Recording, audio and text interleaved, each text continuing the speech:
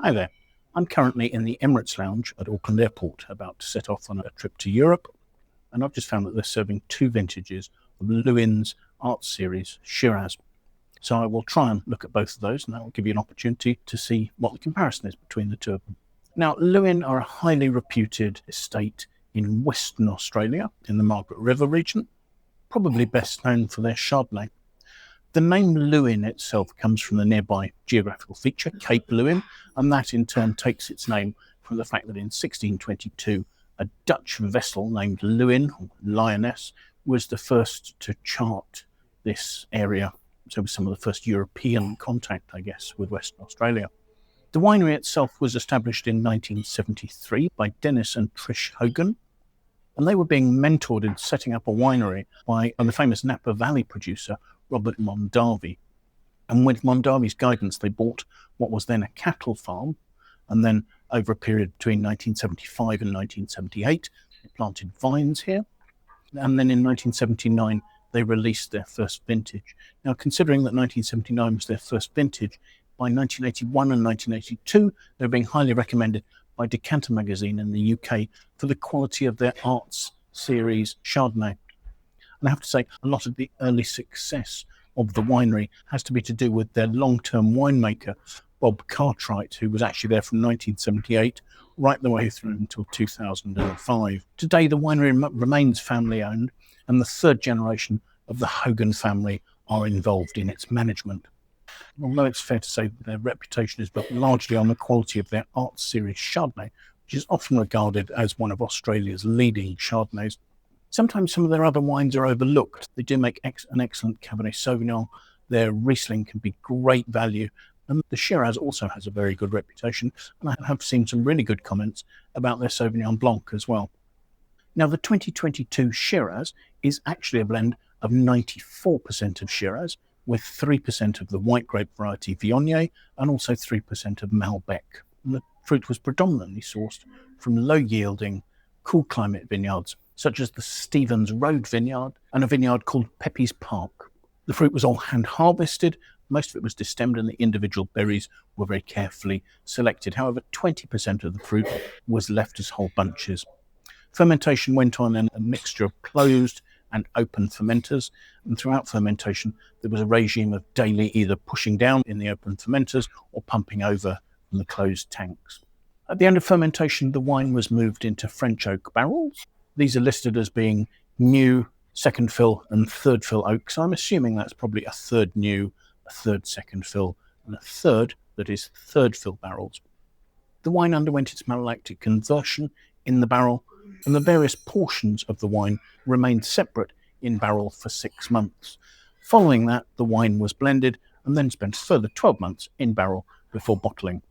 Now, the winery's notes suggest that this is a wine that could be cellared for 10 to 15 years, so that's a fairly ambitious lifespan.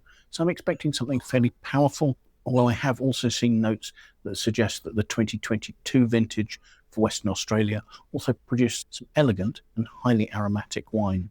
So let's have a look at it and see what we make of it, shall we? Looking at the colour, the wine is pretty much opaque. There's an almost sort of purple edge to the sort of black red fruit, but the rim is a reddish purple with some slight bluish hints.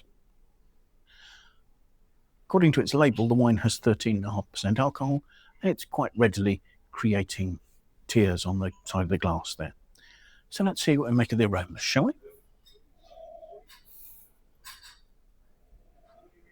The aromas are quite rich and savoury. There's a sort of a deep, rich, dark, almost stewed black plum, ripe black cherry notes. But then layered over the top of that, there are some savoury notes that I think are coming from the inclusion of those whole bunches in the ferment, which mean there will be some sort of ripe stalks going in there as well, which can help to enhance the spiciness of the wine. And certainly there do seem to be some peppery aromas as well. The aromas are quite powerful, rich, and relatively warming. So let's have a taste, shall we?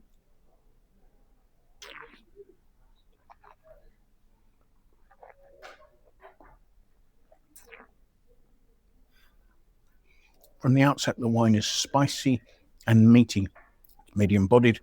There's some fine, quite earthy natured tannins. just medium to full-bodied. There's a sort of warmth and a roundness that might almost make me think the wine had slightly higher alcohol than it does, because there really is some sort of spiciness that's giving warmth at the back of the palate. It's peppery notes overlaying a sort of a clean cedriness, and all of this is beautifully layered over sort of ripe red plum fruit.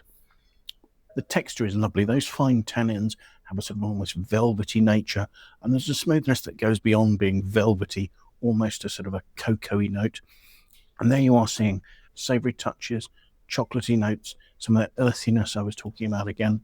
And at the same time, throughout the whole of this, there's a lifted, fresh red fruit, almost sort of cranberry note, running alongside peppery hints right across the middle of the palate. It's a delicate, elegant, lively element working within an otherwise sort of bigger, more earthy, more powerful wine. As far as the wine is concerned, I would say its style was much more akin to a wine from the Northern Rhone, something from Hermitage, or maybe a really good Crozes Hermitage or Saint-Joseph or something like that. There's a weight and a richness and quite a classic style to the Syrah grape, the Shiraz grape that's here. You don't particularly notice any Viognier aromatics. I don't actually know if the Viognier was co-fermented or whether it was fermented separately, but it would be more normal to co-ferment the white grape variety with the Shiraz. With regard to cellaring the wine, I think it's quite approachable now. I don't think it needs cellaring, but the idea that it could be kept for 10 years, certainly it's got power. I think those elegant perfumes I was talking about really point to the freshness. The wine doesn't stand out as being highly acidic, but there is some good balancing acidity here. There's a really nicely handled example of relatively cool climate Australian Shiraz. I noticed that Wine Search aggregator is at 93 on this, and I can completely agree with that. This is a wine with layers, with elegance, with intensity, length, and some really quite clear aging potential. So thank you so much for watching the tasting. I do hope you've enjoyed it. If you have, do please press the like button, that would be great. And if you are watching these videos and enjoying them, it would be fantastic if you could sign up and subscribe to my YouTube channel. I'd really appreciate your support. Also, if you have friends you think might like to watch the video, do please feel free to pass it on to them. It would be great to have your endorsement in that way. If you have any questions or any comments, please pop those in the comments box below. I'd love to know what you think about the tastings I'm doing, the wines I'm looking at, or anything else that will edge to that. I will, of course, leave a link to the Wine Searcher website for this vintage of this wine, so you can see where it's available and how much it costs.